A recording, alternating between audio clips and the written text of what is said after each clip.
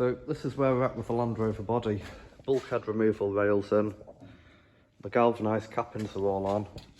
They're genuine Landrover pop rivets, they're bloody expensive. They're just machine marked pop rivets. You get a bag of 100 for a few quid.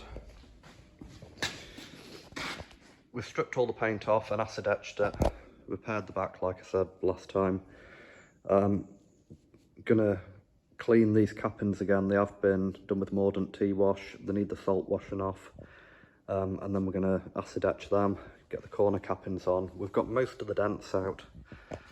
So it's all pop riveted up. Bit of corrosion there, but that'll be under the sides, so you won't actually see that because this is a hard top. So this back quarter was full of filler.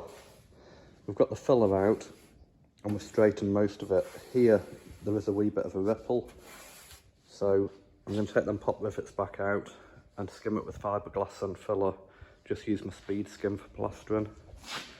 The bottom quarters here, they've got checker plate to go back over, so give them a rub down, prime the checker plate and get it back on.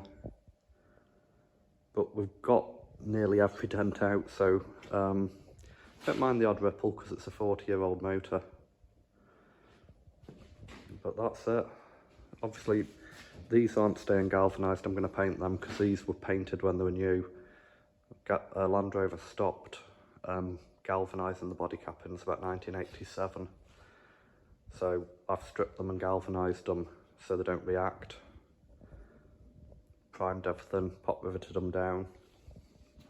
I was going to seal them to the top of the body. I've not bothered in case I ever have to take them off because they were such a pig last time to get off. But we're getting there.